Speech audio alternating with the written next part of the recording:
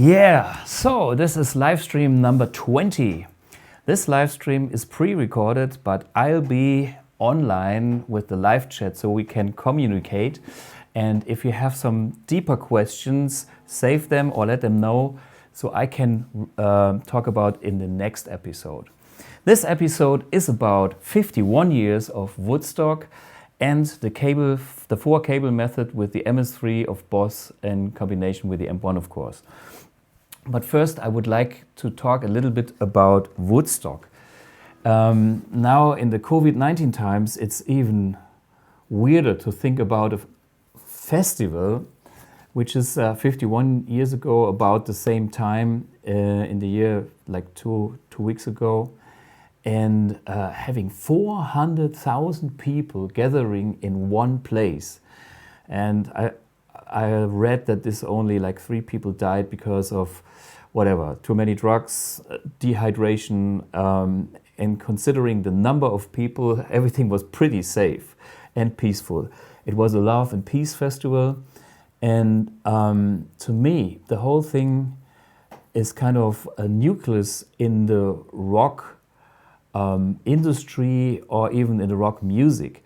If you think about the names that's been on the set list, I mean, we're talking about The Who, Jimi Hendrix, Ravi Shankar, and all the John Baez acoustic people, Carlos Santana. Then there was Elvin Lee, which was kind of the thing that I was playing at the intro, and a bunch of other bands. 3 days, and so many bands, so many songs, and yeah, it was one of the biggest events in rock history. So let me talk about the whole thing from a musical point of view. Elvin Lee, to me, was the first shredder at that time. If you think about the heroes before that, we had, of course, Jimi Hendrix. We had, of course, people like Pete Townsend, but he wasn't a shredder. He was a songwriter and a killer rhythm guitar player, and of course he played a few solos. But you know, the kind of guitar hero, this was Jimi Hendrix. But the difference between Jimi Hendrix and Elvin Lee was so fluent, he was so speedy, he was so fast. And this festival did show the world a comparison of all these great artists, and it also showed the world the potential of the electric guitar. This is from my standpoint.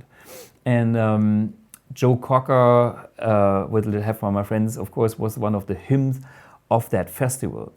I was doing a couple of Woodstock shows last year when it was 50 years. But remembering Woodstock now is like so intense because a festival of that size is unthinkable these days. So I hope the times will be better next year and we go back to the good old days of meeting people in person and have no social distancing. Okay, talking about the artists. The funny thing about Elvin Lee is, I have a little story. When I was a teenager, maybe, I don't know, 17 or so, we were actually opening up for Elvin Lee. And this was a winter day. I had a flu, a terrible flu, and all my channels in the ear and the eardrums were kind of blocked, so I couldn't hear much.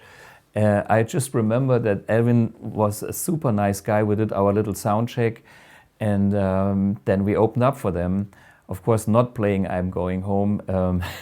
I still can't do it that way. We did our thing, and yeah, he was impressed.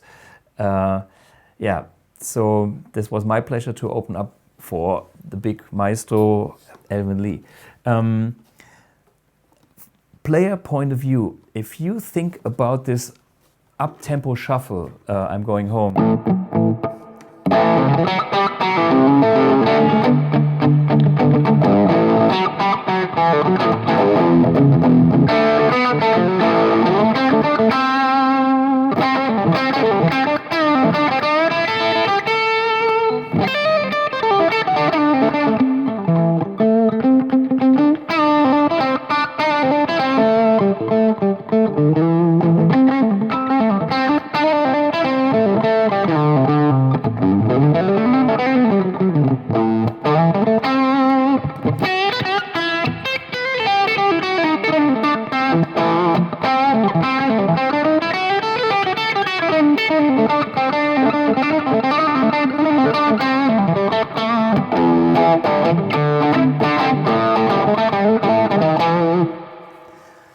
So for me, the groove is the key.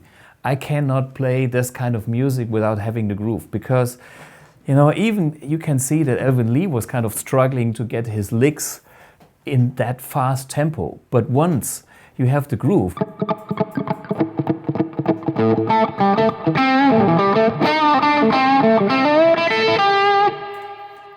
so when the groove is there, this is the point where you can start to make this kind of music. And then I was listening to the song again, and then I found something very weird. The kind of picking he's doing with that groove reminded me of another good friend and also AMP1 user who became the king of neoclassical music, Mr. Uli John Roth. Think about what I just played.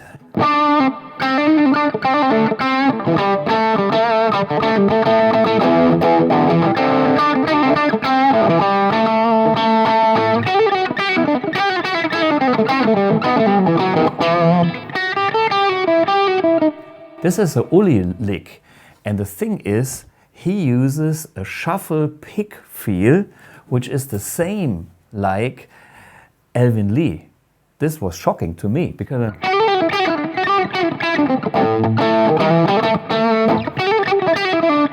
okay, so the Uli looks good. It's a totally different beat. It's like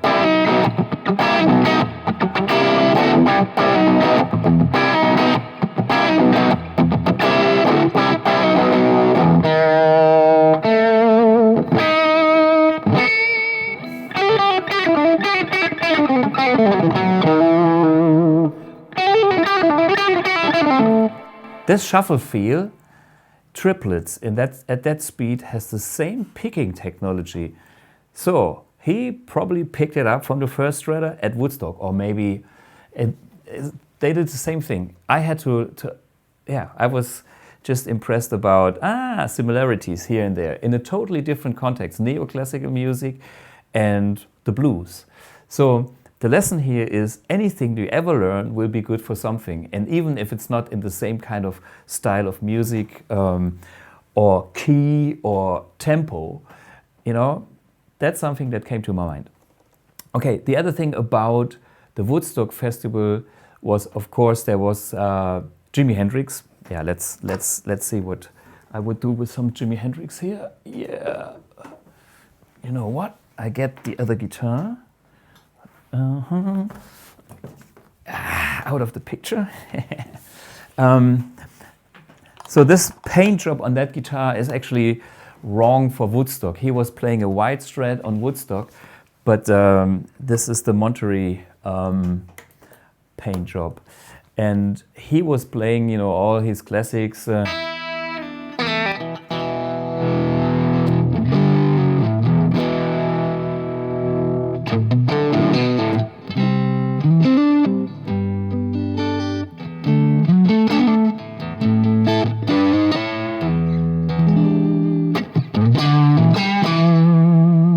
And Voodoo Child, and you know, all the classic Hendrix songs, and unforgettable, the American anthem in a very weird way, as a protest. I think we need that kind of spirit again today.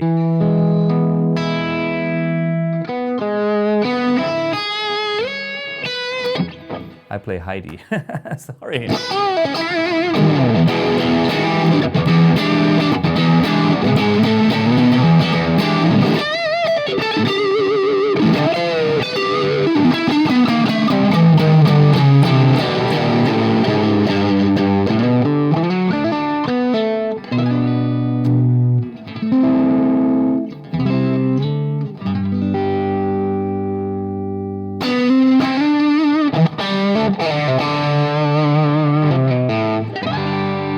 Yeah, Jimi Hendrix. And then there was, of course,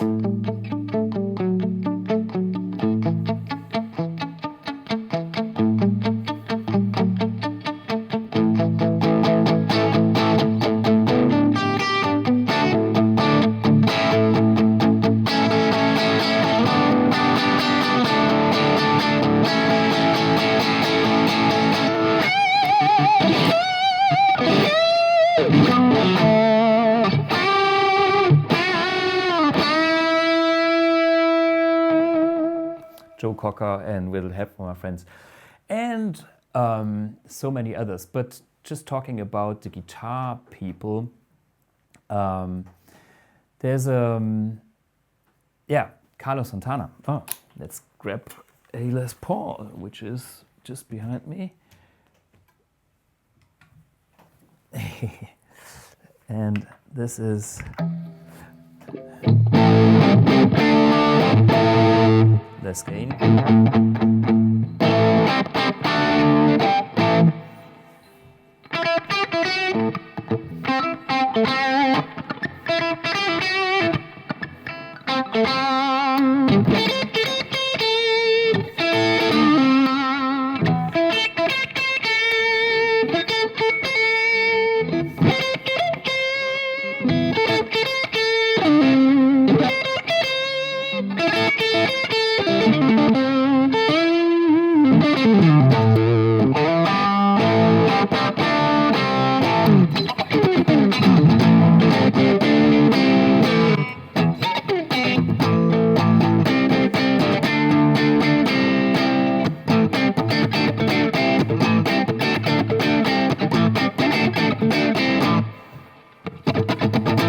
And so on, you know. Okay, Carlos Santana. I'm not a good imitator of Carlos Santana because his picking technology is totally different from mine. He comes from the violin, so he holds his pick actually between the thumb and the middle finger, not like the index finger. So these two, and this makes him do all these crazy phrases like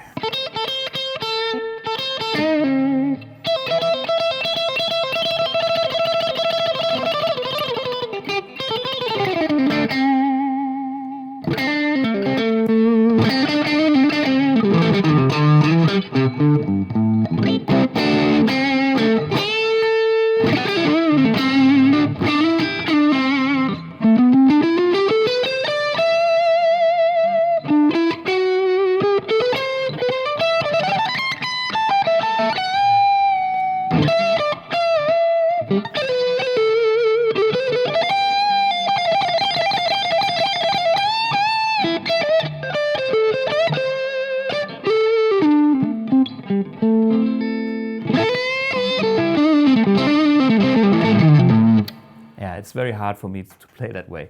So, you know, nobody will sound ever like Carlos Santana because he is one of those originals with a super spectacular personal voice. If you like it or not, but that's the thing about Carlos Santana. And there was a band that was just playing before Carlos Santana, and this was the Keef Hartley Band. And in the Keef Hartley Band, there was a young guitar player that is still with us today. And he's also a big fan of the AMP1. And he always told me the story is like, when he played at Woodstock, he had to play through Carlos Santana's amp. And he had a hard time to find the knobs because it was a modified Fender amp. He's kind of boogie and he couldn't read anything. And he is so excited that he can carry around this nice little 2 pounds 100-watt amplifier wherever he goes. And his name is Miller Anderson. And we found out just by accident how we are connected, because I play with a drummer called Tommy Fischer here in Germany. And when he tours Germany, he has a drummer, his name is Tommy Fischer. And one day Tommy said, "Hey Miller, you play the same amp as Thomas." And then he said, "Hey, who, Thomas? Thomas Blug." And I play with him, I know the guy. And Miller was totally excited about that Tommy knows me. And then finally, he told me the story. He bought his amp in the UK and he was touring it. And then, of course, we connected and we became friends.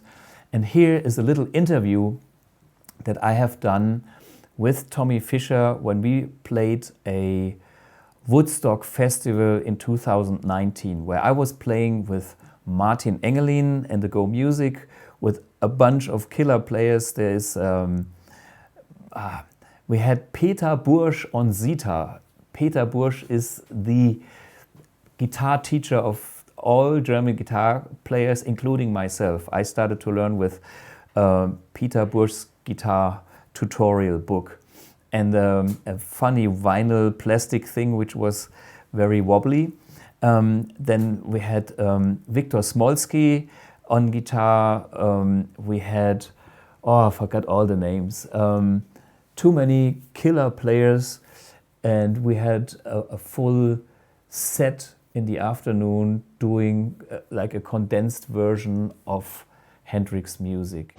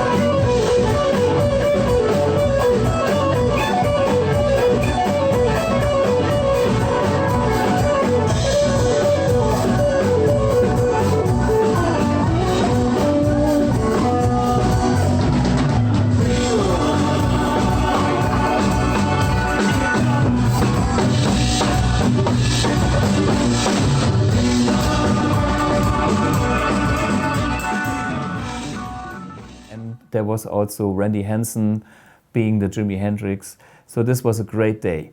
Yeah, enjoy the video that I've shot last year with Miller Anderson. Well, what a big pleasure to meet you. Well, it's really nice to meet you, Thomas. It's been so long. We have the same drummer almost. You know. It's so funny. I mean, I heard of you before, but I was never that much aware of what you're doing. I saw some Rock Palast recordings from maybe late 80s. Yeah, that was not the best, but... But hey, you've done your thing, and you put something on the landmark, and you played Woodstock.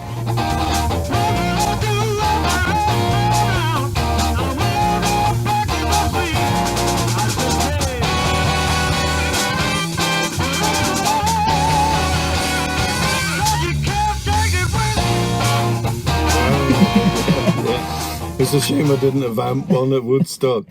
Yeah, and the funny thing is, I think we have a drummer here from Germany, Tommy Fischer. Tommy, yeah. And he's in your band. And he's in your band sometimes. Yeah. I have several drummers with the band, but Tommy is a really good drummer. Yeah, he's great. Yeah, and he's a nice guy too. Absolutely. Yeah. And so one day, I think he called me, and he started the whole thing. It's like, hey, I think Miller plays the same amp like you, or the same pedal. Yeah. And so, yeah. Where did you get yours? Did you? I got it from John Hornby Skews in the UK. I had a kind of artist deal with Fret King guitars. Okay. Trevor Wilkinson. Yeah, and what was it? Gavin Coulson. Gavin Coulson. When Gavin was there. Yeah. So Jeff Whitehorn, who I know very well. Yeah. I phoned Jeff and I said, "What's the thing about these Fret King guitars? They seem pretty good, you know."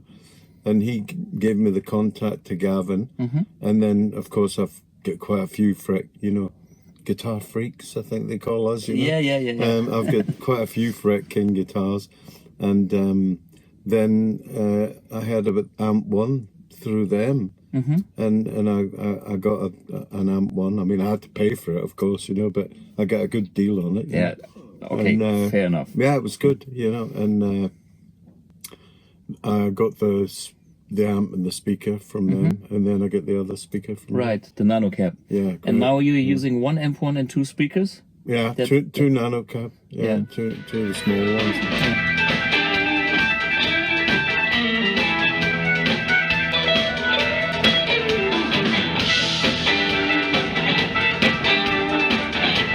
I can't thank you enough. I mean, it's so, like tonight in this festival that we're both playing, they asked me to play a selection of amps. I've got every kind of amp, and I said no, because every time I play anything else, I'm not happy, because AMP1 is so great, you know. You get addicted to what you know. Sure. I know that if I plug into this, I know what I'm going to sound like. Super. You know?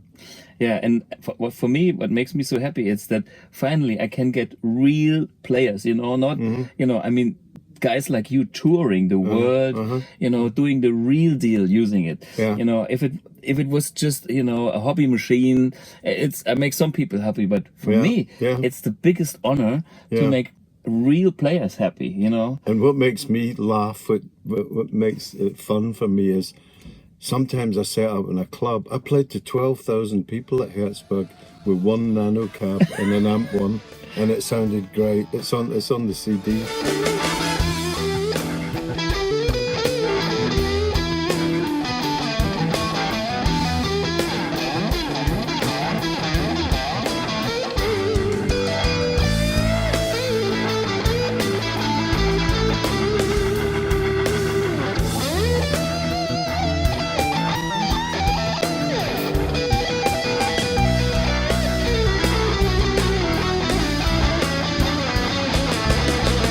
There was one gig where we set the equipment up and I had one nano cab in the AMP1, and the guy said, "Hey, you can set up your equipment now."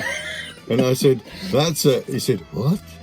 I said, "Wait till you hear it." Yeah. And 5 minutes later he was up saying, "Could you turn it down?" yeah. Oh, so cool. Hey, you know, for me, the biggest problem is that, you know, this little tiny amp looks like a pedal, and people don't believe it's a serious tool, you know? I know. The thing I have to explain to nearly everybody is that there is a valve in here. Yeah. And this is really it's a valve amp. Yeah. Because everybody said, "Oh yeah, it's one of those modelling amps." Yeah. Well, it's not a modelling amp. No, it's a valve amp. And it sounds like a valve amp. Yeah. So it's fantastic, you know. Oh, hey, for me, all I can say, I'm so happy and glad that you're using it, and you know, the real deal player shows it to people. Yeah. Well, ask Tommy. I announce it every night. Thanks to Thomas Blug for this amp. Really, because it's so easy. It's so easy to use and so. Yeah. You know, no more of this struggling around with a twin reverb or a Marshall or something, you know. I mean, they're great amps, but this is the best. Oh, thank you. Really? Hey, Miller. Yeah. Such a big pleasure. Thanks, Thomas. Next time, I take you on a ride on my hire car. Okay. You have a free ride next time. Man. Yeah. Take care, man. Great to meet you. Thanks. Thank you so much. Thanks.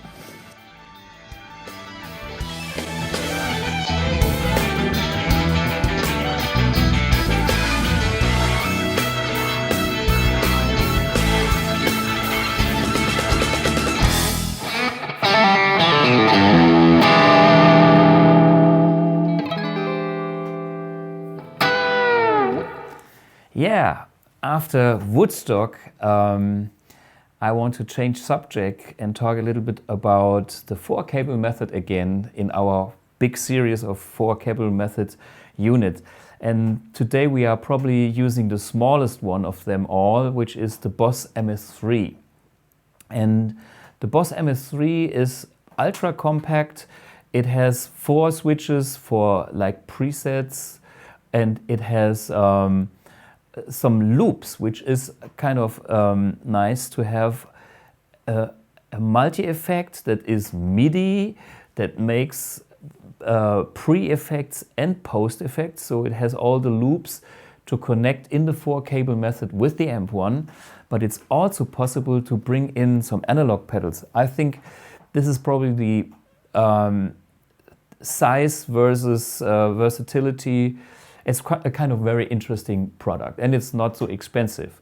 Yeah, this board is from my dear colleague Kai Sonnhalter, who works also at BluGuitar and has his own project, Sonnhalter. He does CDs, and I recommend this pedal to him. He bought it and he is happy since he's still using it.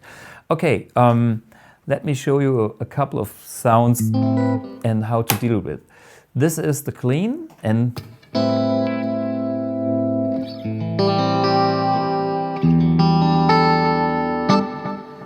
in this preset, he's got the reverb on and the delay.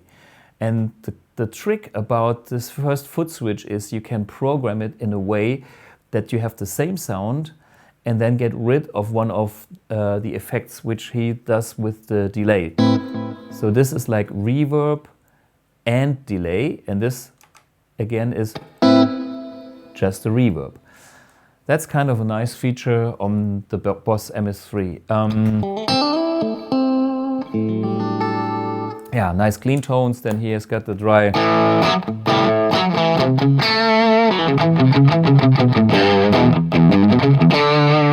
You know, crunchy sounds. He uses different gain, but I'm not changing too much. Then he uses the classic channel. I need a little bit reverb for that.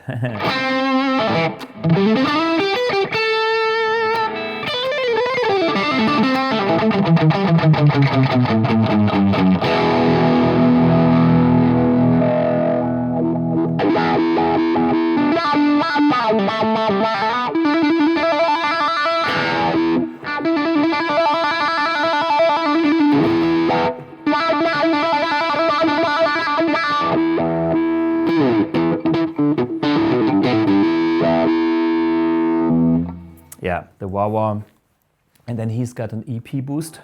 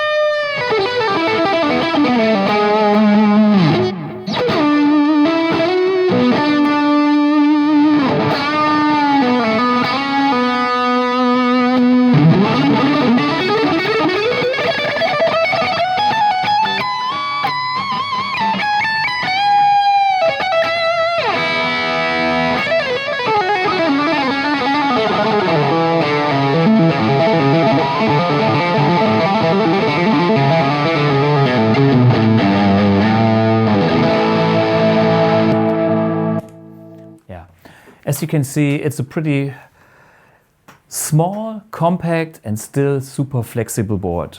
But I invited our dear friend Eric de Jong from the Netherlands because he is kind of the expert when it comes to the MS3. Yeah, we shot a little video where he explains the unit in detail.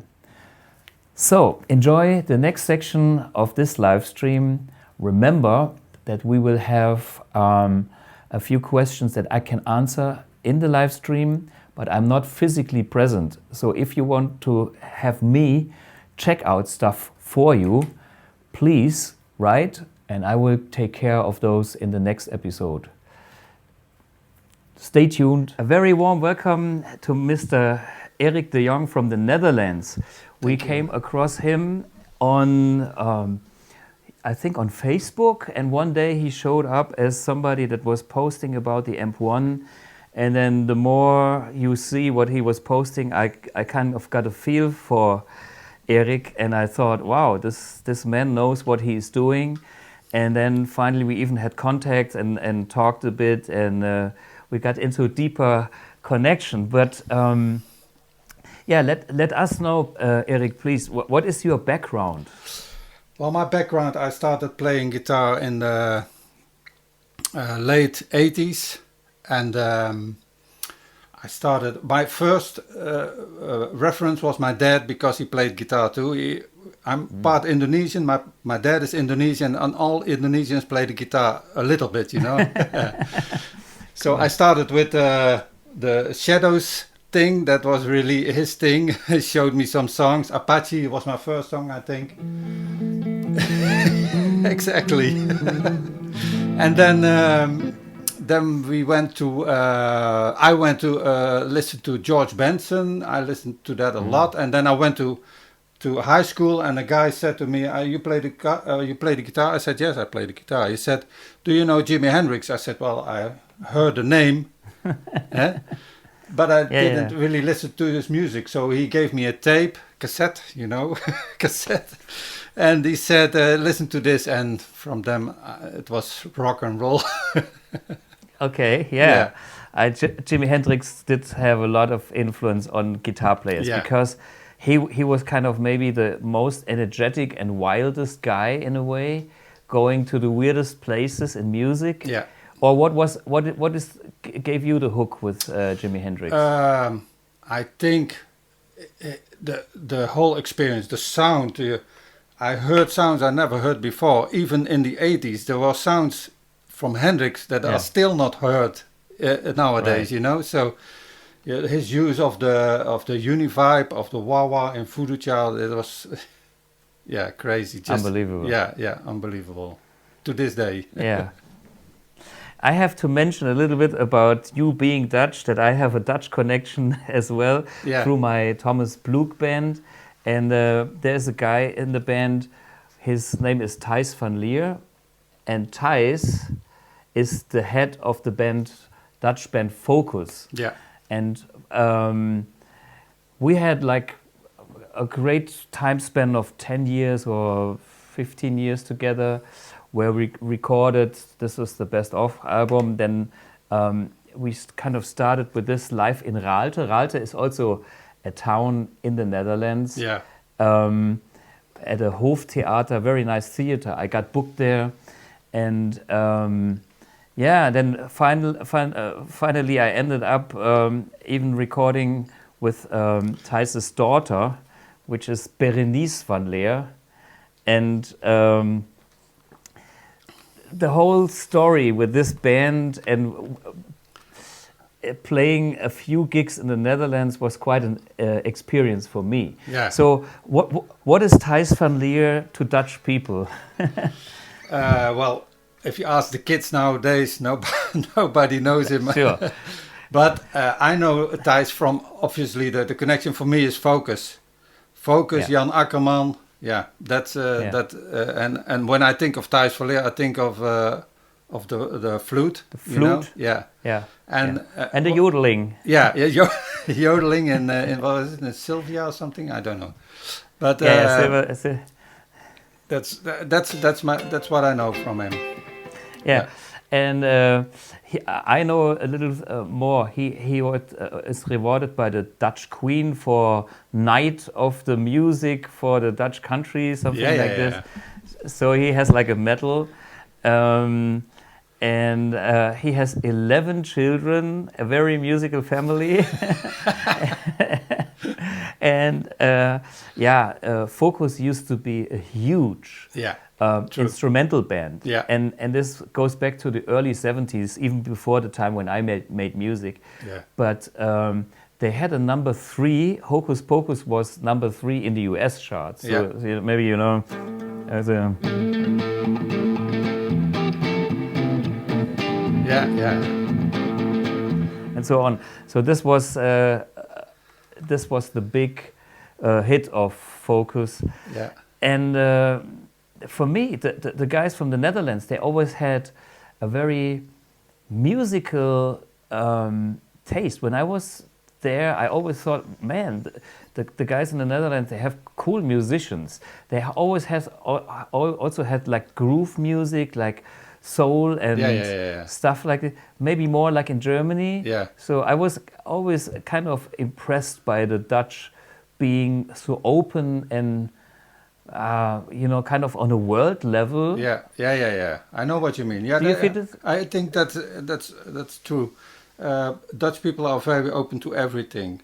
And when you talk about musicians, just picking up influences from all over the world and incorporating that into playing and into the songs. I think that's true what you are saying. Yeah. Yeah. And talking about Jan Akkerman, the original guitar player in Focus, I think he was a real master at that time, and he's still a killer guitar player. Yeah, true. I even bought solo records of Jan Akkerman before I knew about Thijs and Focus. In my childhood days, and some of the records I have to admit are unbelievable skills. And now, since I know Thijs so deeply, I know how deep the knowledge of harmony, of music theory, of a lot of things was in that band, which was, to me, extraordinary. I've never met somebody with this kind of deep knowledge. I remember Thijs was doing a blues one day, like a 12-bar blues, and every chord in the blues was a substitution from the substitution from the substitution. And nobody could follow. Every stroke was wrong. Yeah. So he had this kind of, at the next moment he was kind of going on his Bach kind of thing with the flute. And we played Helsinki, Finland. And then one morning Thijs simply said, "Hey Tommy, you want to go for a stroll, or we have a little thing?" And then he saw a church, and then with his kind of huge leather jacket, we went into the church, black leather jacket. He took the flute. He was standing in the middle of the church, and then he played some beautiful Bach. And, he's that kind of character. Yeah. Unbelievable. Yeah. Okay, sorry.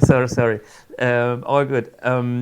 So back to the MS3 and the AMP1. How did you get connected with the AMP1 and the MS3? So, okay, that's we have to go back a year or 3 years back. I bought a Boss Katana, and it's a wonderful amp, and I played it for about 2 years, I think. But there was something missing for me, and that was the feel, and the feel of the notes jumping out when you play it, the attack of the notes. That's what I miss. I miss that with every digital modeling products. thing. Yeah. So then I could buy the AMP1 from a guy here in Holland. I go to his house. He said, "Come try it out." Well, it took me 2 minutes, I think, and I was sold. So I bought it, and then in the beginning I used it with my Zoom G3. That's just multi-effect processor, and then I thought I want to change channels and stuff with via MIDI. So then I bought a Boss MS3, and well, that's been the combo ever since, and that's, I think, 6 months already. Yeah, super cool. And so what I like about the MS3 is it's so compact. I kind of I saw it on a trade show, and I thought, for guys that want a multi-effects MIDI switcher with built-in effects and programmable loops, it's a nice, neat, small package that can do a lot for the guys that don't need too many foot switches. This has only 4. But what I like about it, it has this kind of 2 effects on one layer. I have here the sound number 1 is just with reverb, and then if I hit it another time, the delay goes on, and Yeah. you know, I have like one sound with like 2 type of effects. Yeah, yeah. And true. this gives you a dry rhythm sound here. Yeah. And then I hit it again, and I got my delay. Yeah. Well, I use it like that Yeah. too. That's the called the kernum function. There you can add an extra extra switch to the switch you're already using in the patch, and I use that too. I have my basic setup. You will show the photos here. Is I'm using the foot switch of the patch. If I hit it again, it's it's a modulation effect. And then I have an extra set of switches on the side of the Boss MS3, and that's always available, a boost and a delay. And Cool. so my patches are ordered with different modulation effects on the head foot switch, so to speak. Yeah, and in the combination with MIDI, which channels of the AMP1 are you using? Well, I'm using basically the clean channel, the vintage, and the classic. The modern channel is not my thing. It's too Sure. dance, Too you gainy. know. Yeah, too gainy. So I like and I'm really torn between the vintage and the classic. In the beginning, I used the vintage only, but the classic, it really starts to grow on me. Because of the mids that are in the classic channel. Yeah, I heard, by the way, I heard a nice comment from another colleague just this weekend, and he started with the classic, and he said, oh yeah, the classic was always my favorite, but now I discovered the vintage, you know? There's something you connect to, and then you can still discover something in the AMP1. Yeah, And here comes the thing that you are always now famous for on the internet and on YouTube and on Facebook. You became the zero gain mode man. Yeah. So let us know from first hand what your story is about zero gain mode. Yeah, I was just trying out to alter the gain through MIDI. That was the thing. So I had my gain knob on 7 or 8, and I think, okay, I can turn it down with the MIDI. That's really convenient, so I can have different gain levels on different patches instead of turning the knob on stage, you know. And then I thought, well, let's see what it does when I set the gain to 0. I thought there would be no sound. That was my thinking. Yeah, sure, yeah. And so by accident, I set it on 0. I play and I think, wow, this really sounds great, because on the vintage channel, it's like a broken up Fender. Clean. Yeah.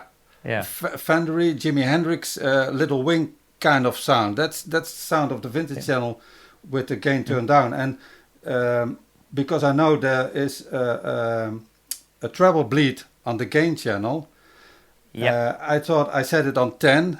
Then I don't have the too much treble on my gain on my gain sounds, and then set it to 0, and then boost it with pedals, and that works really really beautiful.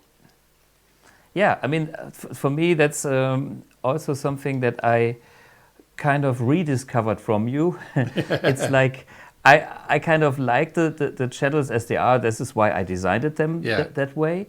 But on the other hand, it's also sometimes beautiful to use the gain of a pedal and have the AMP1 holding back a little bit. Yeah. You know, and then there's some magic combinations of pedals, especially with the vintage and the classic channel on low gain. Yeah. I mean, the classic channel on high gain doesn't need any more gain. There's maybe just a coloration of a different EQ that would do any good. Anything else would be too muddy and too much anyhow. Yeah. But especially with the vintage channel and the low gain or the 0 gain, you have much room to have the more character of your pedals. True, absolutely true. And I like the sound of the pedals better on the 0 gain mode on the vintage channel than on the clean channel. On the clean channel, it's too fizzy somehow for me. Yeah, I understand. To get somewhere close to that, you had to use the clean channel on 10 as well. Yeah. but then you are missing your nice and sparkly clean tones. Yeah, yeah. You know? Yeah. That's a frequency thing. But if I look at the like schematics of the different preamp channels in AMP1, the vintage channel has a different gain staging going on. Yeah. And that is kind of giving it a different kind of compression and a different clipping curve. And this, of course, combined with gain pedals gets super rich. The tones from a pedal come even more alive than on a full loaded tube amp that is just clean. Yeah. You know? Yeah. So there's a magic about gain stacking, having gain from pedals and gain from the amp. Yeah. And it's like adding spices to a meal, just a little bit of that and a little bit of another spice, and then it blends to a rich, big flavor. Yeah, true. Yeah. And when you do it through MIDI, instead of using the knob, setting the knob real low, you can still have high gain if you want to, because then you set the MIDI gain all the way open. Yeah, sure. So there's tons of options. Yeah. Is there any sounds that you have on tap that you could show us? Yeah, I can show you. This is my vintage zero gain I have here.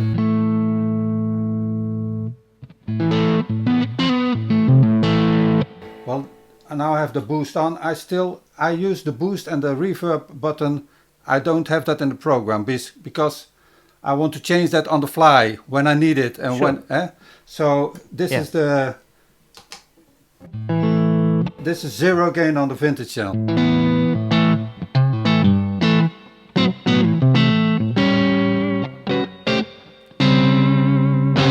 So that's really break up, you know. Yeah. And if I add my Voodoo 1,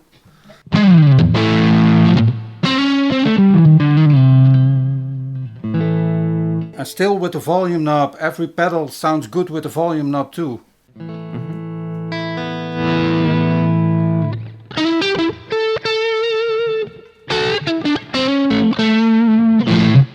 So and for this patch I have a tremolo on the head on the master switch, so to speak.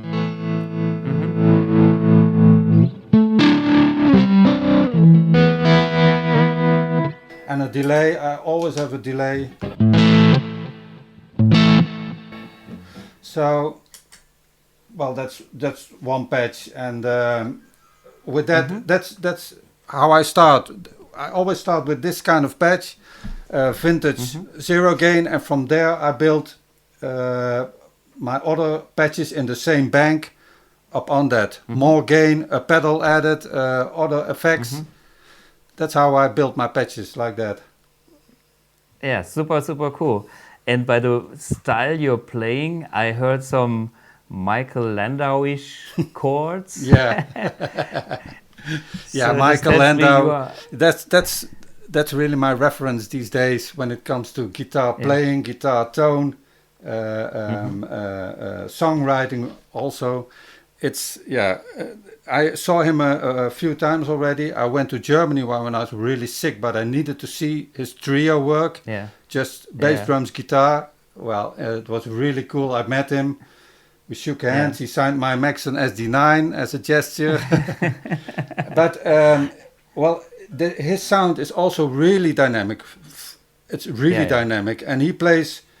I asked him a few questions a few months ago about his technique, and I did it via email. He sent an email back. I was really surprised by that because I thought I won't hear a thing from him. And he explained totally how he uses his gain sounds, and it's all about gain stacking, and very important, using the guitar volume. He said to me, I never have the guitar volume on 10. 8 is a max for me, so it's always between 3 and 8.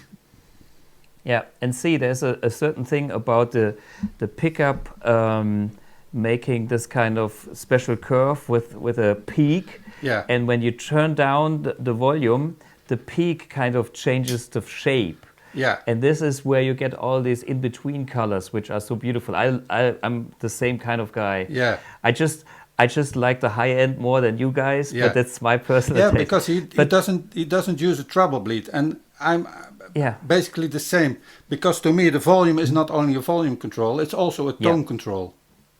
Yeah. Very, very important.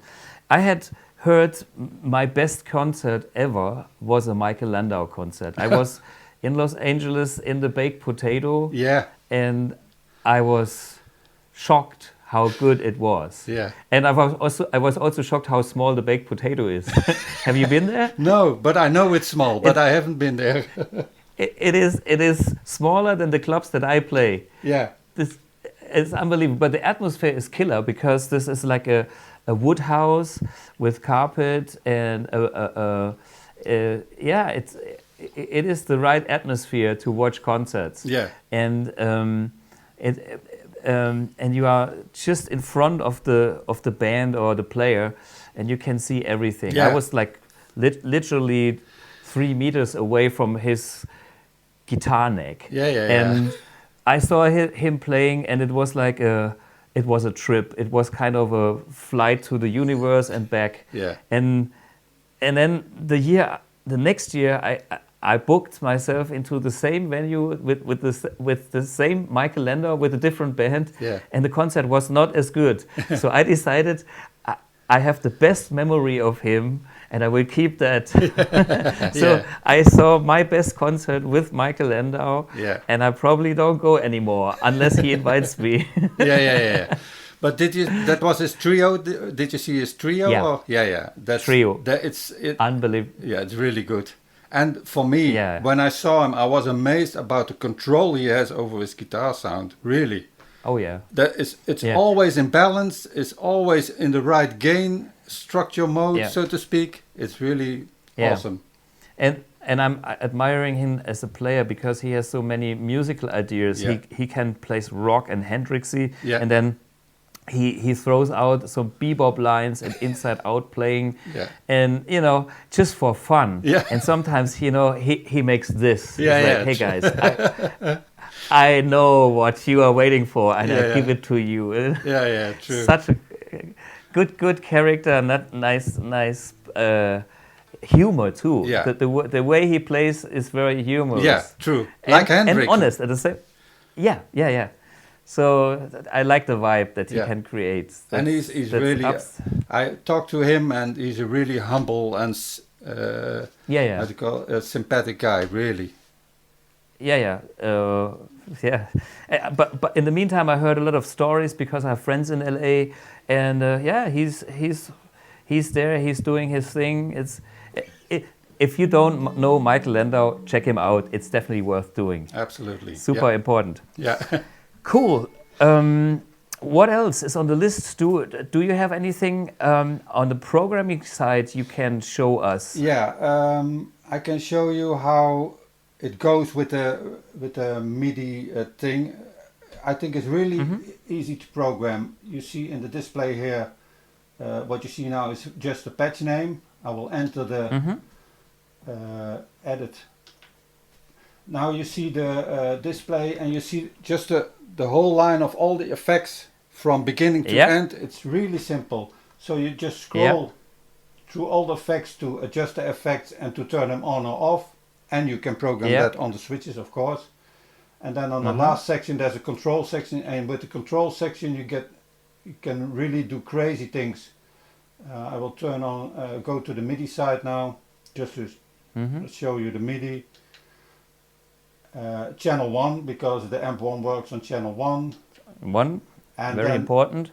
Program change. I have a video on my YouTube channel how to make program change programs with the Boss MS3 and the AMP1. I suggest to people to go look at that video. Yeah, we will have a link in the descriptions below. Great. So people, please check the link and watch Eric's full video on that one. And then the last thing of the MIDI is the actual gain. So the CC20 parameter and control.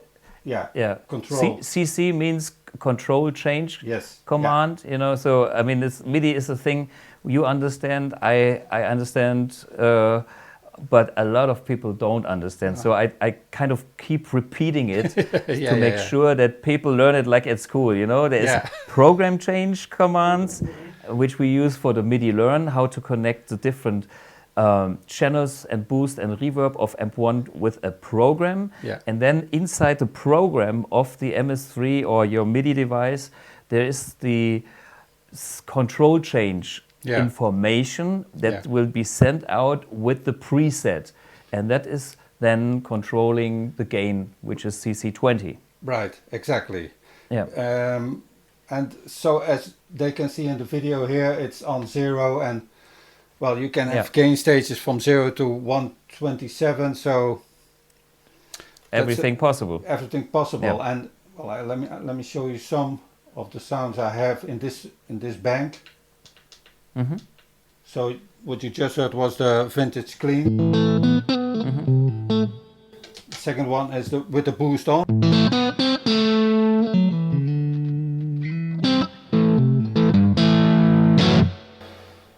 Third channel is the classic channel, and that's gain about 80%, I think.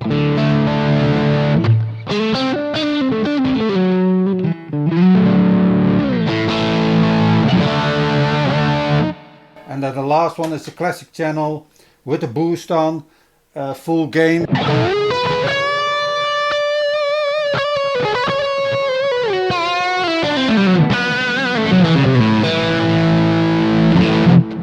With a lot of delay, and well, delay effects and all the modulation effects are available in the Boss MS3. If people see my pedal board, there's a lots of other pedals, and people might think, why are you using so much pedals? Because everything is in the Boss MS3. Whoa, my guitar. Yeah, but your guitar falls apart. No, the volume knob makes a lot of noise.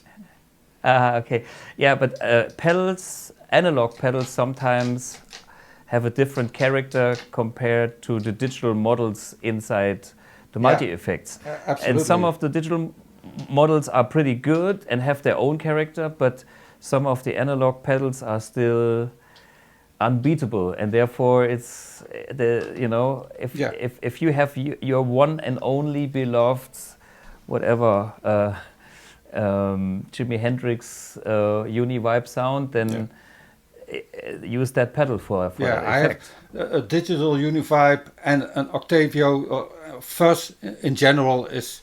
I haven't seen a digital fuzz that sounds good anyway. And the same with the Uni-Vibe. I can show it here because I have a setup with the Uni-Vibe on the Boss MS3. This is the Boss MS3.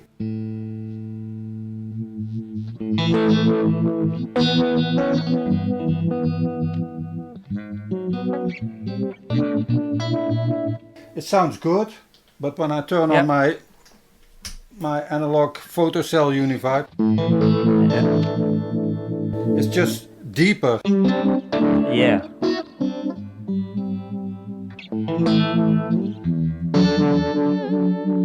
So, and as I have an Octavio on board, that's, well, as I said, there isn't a digital device that does a good fuzz or Octavio sound. Yeah.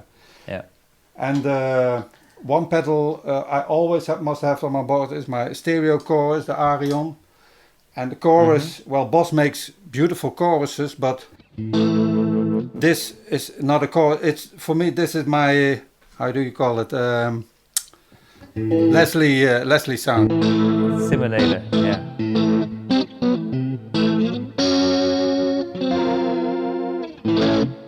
So I always have that on my board too. Yeah, and, that's the beauty of some pedals. They have a character, and therefore you buy them. Yeah. And I think it's pretty cool to combine the whole thing. And the AMP1 is so small, it fits on the pedal board, and you throw in a few pedals, and there is your rig. You know, back in the days, you had a pedal board, and you had an amp, and you had extra effects. Yeah. And now you can handle it in a way. It's not like too much. Yeah, true. Yeah, it's really small because I have a reasonable small pedal board with everything on it, including the AMP1, and it's so easy. I set it on the ground, connect the guitar, connect the speaker, done. Play. Yeah, and this is what it's all about. Play the music. Yeah, yeah. So I think we have a lot of information from Eric now. Please check out his YouTube channel, and we will send you the description below. Yeah. And if you do have any more questions, let us know. You can ask me, you can ask Eric. And we have the Facebook user group where you are also kind of present. I can see some of your posts, which I have to thank you very much, because sometimes I'm so busy. At the beginning, I was trying to be there every day, but now it's like I'm working on other things, and I'm so happy that guys like you take a little bit care of what I usually do of the group. Thank you so much. No problem. For doing the group. I want you to concentrate on the other big thing. Sure, same here. So, you know, I only have one life and I have 24 hours a day and I need a little sleep. You can see the rings. And all the rest goes into the guitar, you know, making amplifiers and a little bit of playing. And that's my life. Yeah. So, hey, thank you again, Eric. Okay, this was a sheer pleasure to have you here. And yeah, see you on Facebook and YouTube, and maybe in a future episode here. Okay, great. Okay, take care. Cheers. Bye. Thank you so much, Eric de Jong. It was a pleasure to have you here on our live stream. As I said, you know, there's more. If you go to Facebook in our user groups, he's very present over there, and he's got his own YouTube channel. We will see each other alive and kicking next Wednesday. Stay tuned. All the best.